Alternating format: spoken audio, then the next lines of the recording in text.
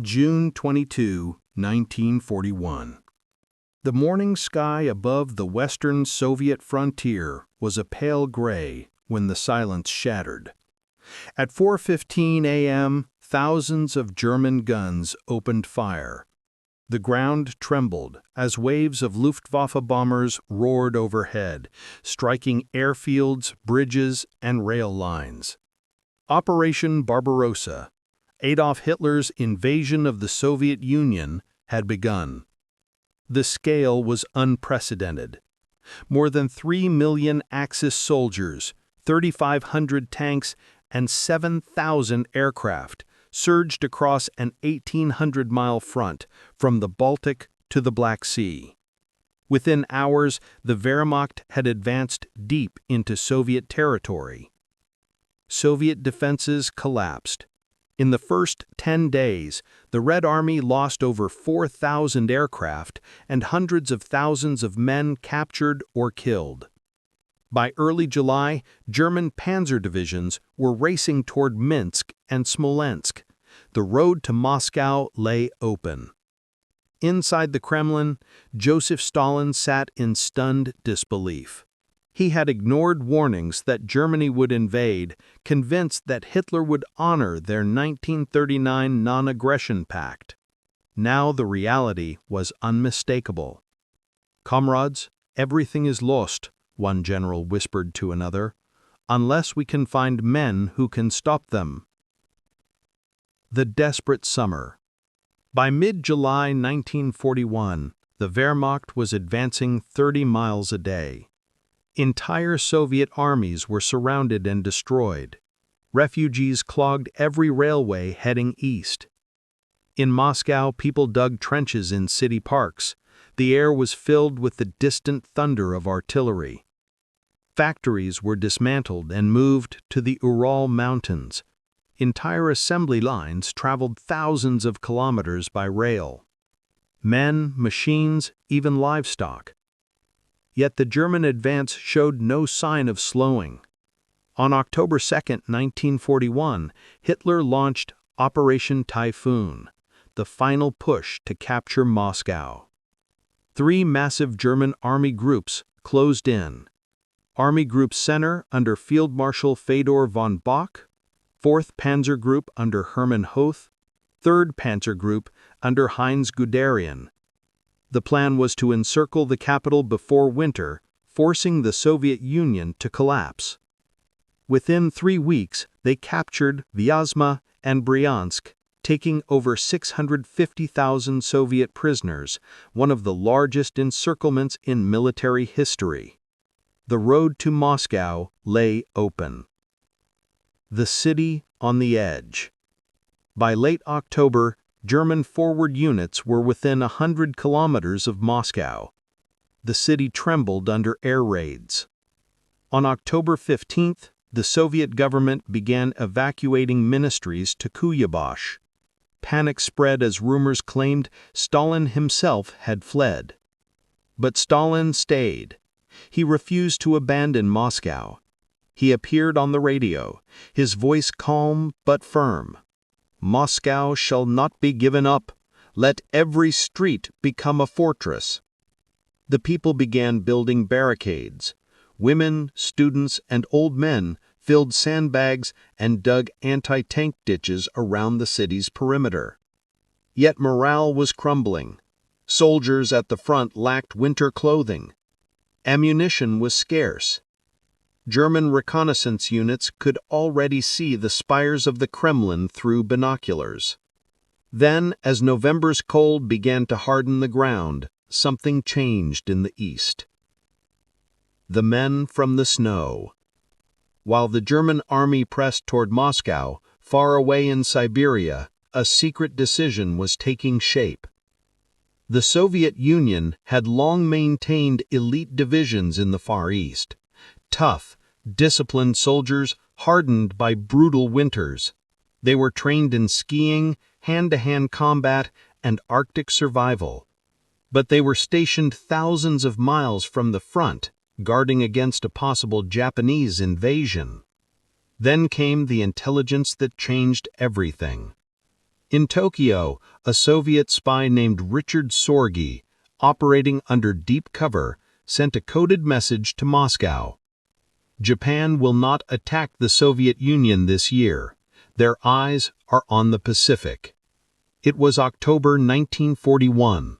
For Stalin, this was the confirmation he needed. Japan would not strike from the east. The Siberian divisions could move west.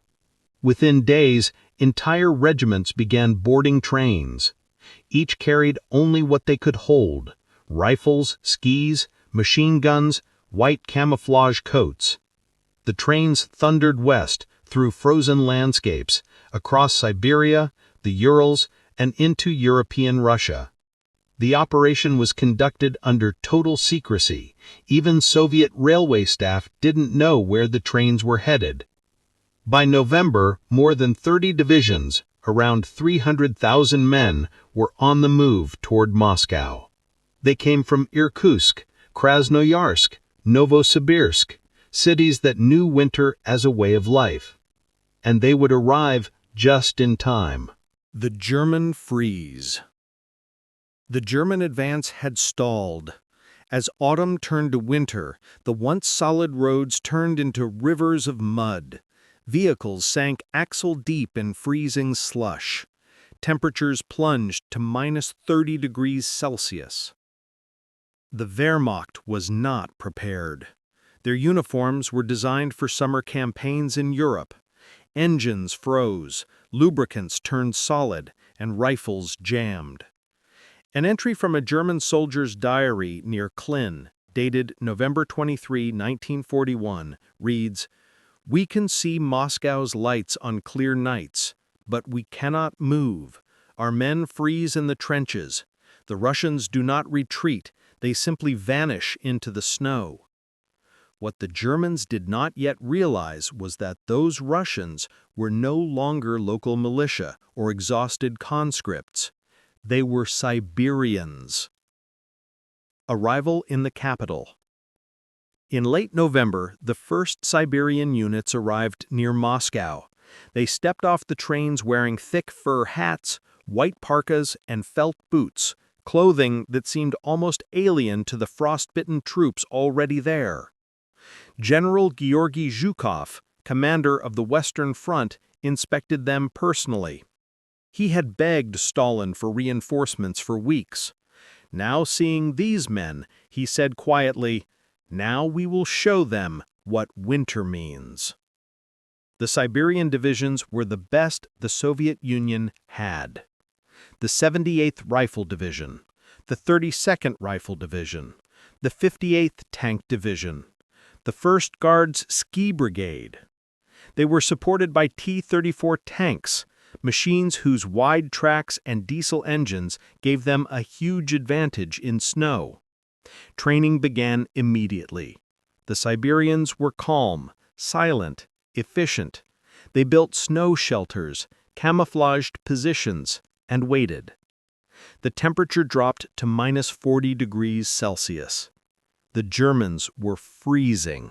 The Siberians were just getting comfortable. The calm before the storm. By late November, German patrols were only 30 kilometers from the Kremlin. The Wehrmacht believed that one final push could capture Moscow. But inside Soviet headquarters, plans for a counterattack were already taking shape. Zhukov had assembled 1.1 million troops, bolstered by the new Siberian divisions. They would strike when the frost was deepest, when the Germans were weakest. On December 4, 1941, the temperature dropped to -41 degrees Celsius. Engines refused to start. German soldiers burned rifle stocks for warmth. Then, on December 5th, the guns opened. The storm breaks. December 5th, 1941. At dawn, the stillness along the Moscow front broke with a thunderous roar. From Kalinin in the north to Tula in the south, more than 1 million Red Army soldiers opened fire. Artillery flashes lit the frozen horizon as mortars and Katyusha rockets pounded German positions. The Wehrmacht, exhausted and frostbitten, was caught completely off guard. German intelligence had reported that the Soviets had no reserves left, that Moscow would fall any day. Instead, the Germans faced a wall of fresh divisions, men with white snow capes and frost-rimmed rifles advancing through the storm. For the first time since June, the initiative shifted. These were the Siberian soldiers, and they had come to fight in their own element. The Siberian Strike. General Georgy Zhukov, commanding the Western Front, had waited for the perfect moment. He knew the Germans were frozen, hungry, and unprepared. He also knew his own men were acclimatized, well-equipped, and burning for revenge. Zhukov's plan was meticulous. The 16th Army under Rokossovsky would attack north of Moscow near Klin. The 1st Shock Army and 20th Army would strike the German center. The 10th Army under Gulikov would push from the south near Tula. At 6 a.m., infantry units advanced behind rolling artillery fire. T-34 tanks led the charge. Their wide tracks cut through snowdrifts the German Panzer IIIs couldn't cross. German soldiers, half frozen in thin coats, were stunned by the sudden ferocity. Machine gun barrels froze solid, weapons misfired. Many units broke and fled, abandoning vehicles that would not start. A German officer's diary from the 258th Infantry Division described it simply. The Russians attack out of nowhere. They wear white. You do not see them until they are upon you. Moscow's defenders strike back. On December 6th, Zhukov authorized the full offensive. Across a 500-kilometer front, Soviet armies surged forward. The 1st Guard Ski Brigade glided silently across snow-covered fields at night, cutting supply lines and ambushing German convoys. Siberian snipers, wrapped in white camouflage, picked off officers from tree lines. German morale collapsed rapidly. By December 20th, the Red Army had driven the Germans back from the outskirts of Moscow. The threat to the Soviet capital was over. The turning point. Inside the Kremlin, Stalin received reports daily. He ordered church bells to ring across Moscow, a sound that had not been heard since 1917. For the first time, Soviet citizens felt genuine hope. At Hitler's headquarters in East Prussia, panic spread. German generals begged for a temporary withdrawal to more defensible positions. Hitler refused. "Not one step back," he shouted. "The German army does not retreat." But retreat they did. Entire panzer divisions were pushed into defensive chaos. Between December 1941 and January 1942, the Wehrmacht lost over 100,000 men, killed, wounded, or frozen. The Red Army advanced 150 to 250 kilometers along a broad front. Villages once flying the swastika now raised the red flag again. The heroes of the snow. The Siberian soldiers became legends. Their training and equipment made them the perfect winter warriors. Many had served in the Far East, guarding the border with Japan. They were used to temperatures below -40 degrees Celsius, to long marches on skis, to nights spent in snow shelters. Now, that experience was saving their nation. They fought under commanders like General Konstantin Rokossovsky, Ivan Panfilov, and Lev Devator. Devator's cavalry brigade, riding through snow in white camouflage, terrorized German supply lines west of Moscow. They struck at night, slicing through columns before disappearing back into the blizzard. German troops began calling them the White Death. The world reacts. News of the Soviet counteroffensive spread quickly. Western newspapers, which had predicted Moscow's fall, suddenly changed their tone. For the first time since the war began, Hitler's army was in retreat. In London and Washington, the news was electrifying. Prime Minister Winston Churchill sent a message to Stalin. "The splendid counterattack of your armies fills our hearts with admiration and optimism." It was proof that Germany could be beaten. Meanwhile, in the United States, the counteroffensive coincided almost exactly with the attack on Pearl Harbor, December 7, 1941. Within days, the U.S. entered the war, transforming it into a truly global conflict.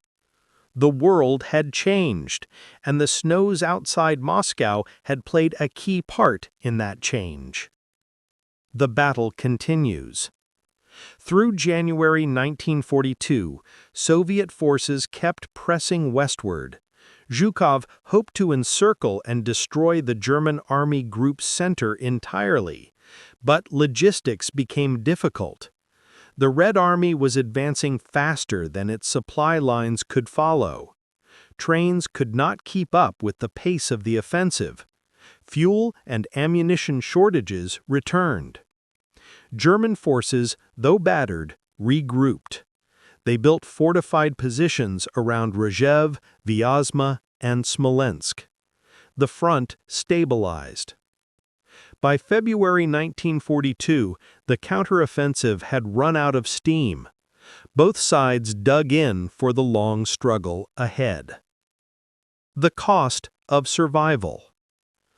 The Battle of Moscow had been catastrophic for both sides.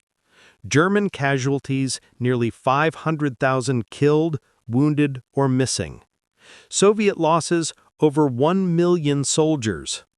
Thousands of villages destroyed, millions of civilians displaced. But for the Soviet Union, it was a strategic victory. It proved that the German army could be stopped, and that Hitler's dream of a quick war in the East was over. The Wehrmacht would never again come so close to Moscow. A frozen triumph. As winter began to thaw in March 1942, the Soviet soldiers who had defended Moscow stood among the ruins of villages they had liberated. The snow was blackened with smoke, the roads littered with burned tanks and frozen bodies. Zhukov later wrote in his memoirs, "It was here, outside Moscow, that the myth of the invincibility of the German army was destroyed. For the men from Siberia, it was a strange kind of victory. They had traveled thousands of kilometers to fight, endured unimaginable cold, and seen countless comrades fall. But they had saved Moscow, and in doing so, changed the course of the Second World War." The long winter ends. March 1942. The snow around Moscow began to melt. Burned-out tanks jutted from the thawing ground like twisted skeletons of iron. Villages were nothing more than ashes and splintered wood. But the German army had been driven back, and Moscow still stood. It was the first major defeat of Nazi Germany in World War II. The German High Command had promised Hitler that Moscow would fall before Christmas 1941. Instead, his soldiers now dug defensive trenches hundreds of kilometers to the west. In the Kremlin, Stalin was cautious but triumphant. He declared that the Red Army had turned the tide of the war. Privately, he knew the road ahead would be long and bloody. The Soviet Union had lost over 1 million men in the defense of Moscow. Entire divisions had been annihilated. But the Germans had also suffered heavily, nearly 500,000 casualties in a single campaign. And crucially, Hitler's aura of invincibility had been broken. A new phase of war. The Battle of Moscow marked a psychological turning point. For the first time, the Red Army had proven it could defeat the Wehrmacht in open combat. Throughout 1942, Stalin pressed his commanders to maintain momentum.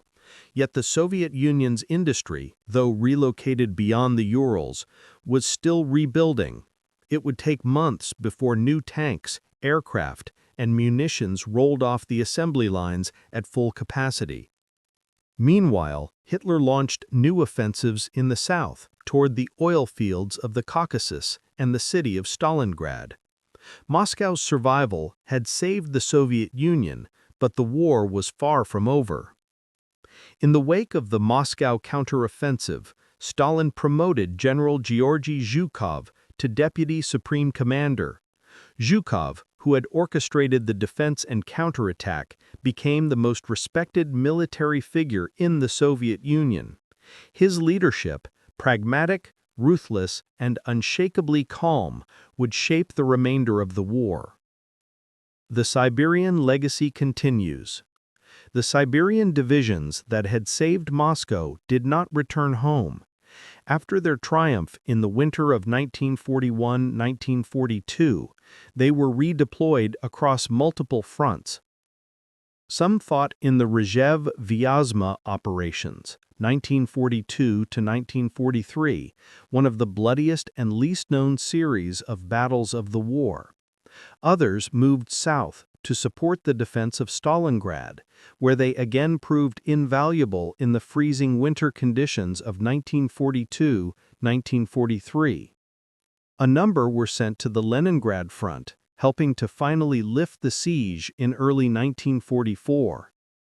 Their expertise in winter warfare became a model for the entire Red Army.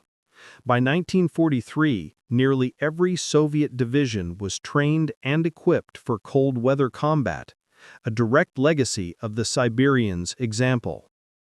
Historians later noted that without the success of these units at Moscow, the Soviet Union might not have ever survived long enough to reach the victories of Stalingrad or Kursk.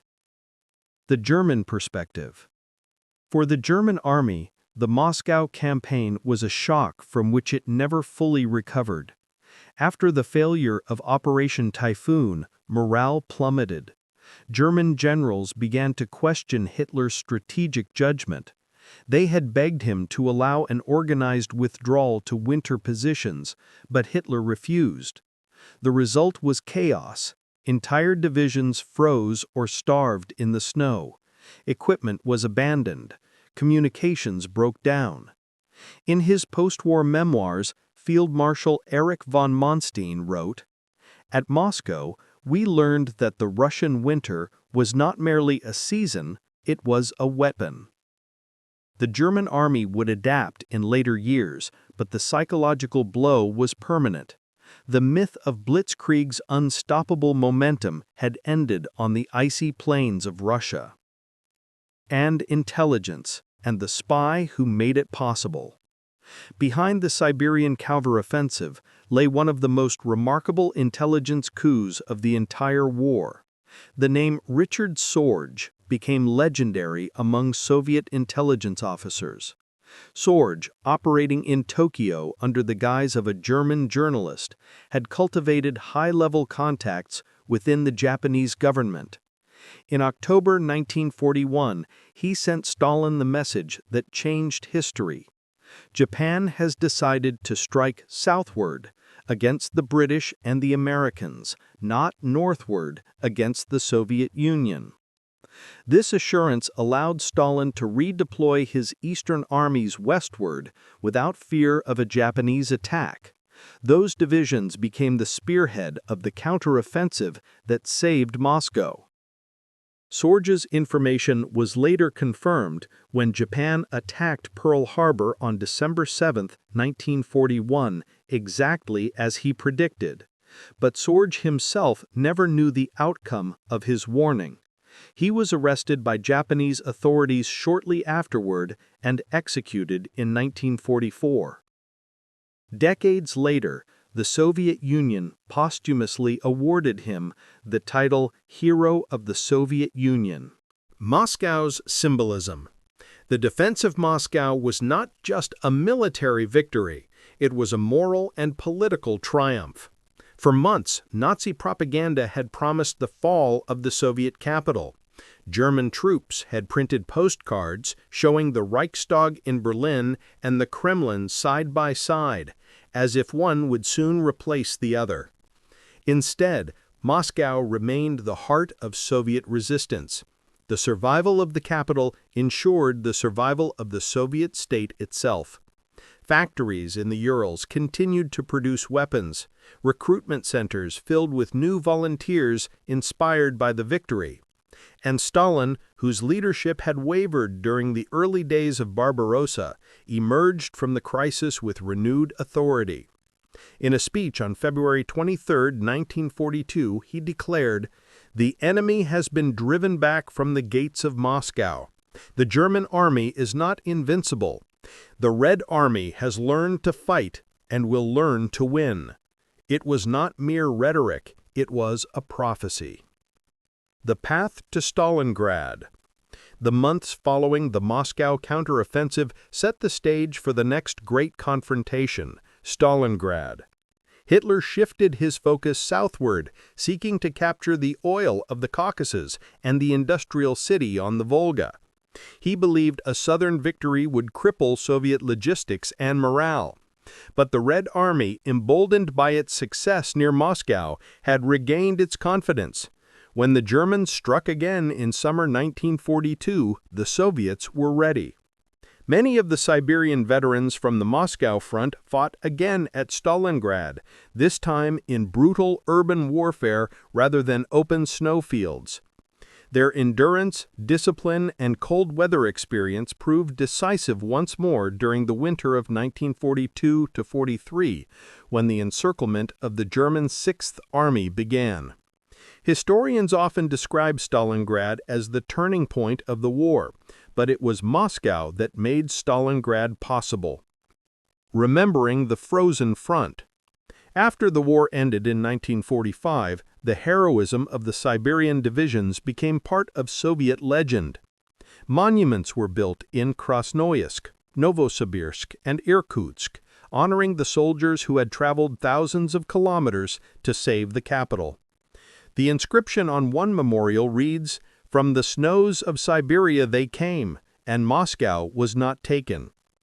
In the Soviet Union's official war history, the Battle of Moscow was described as the first great turning point of the Patriotic War.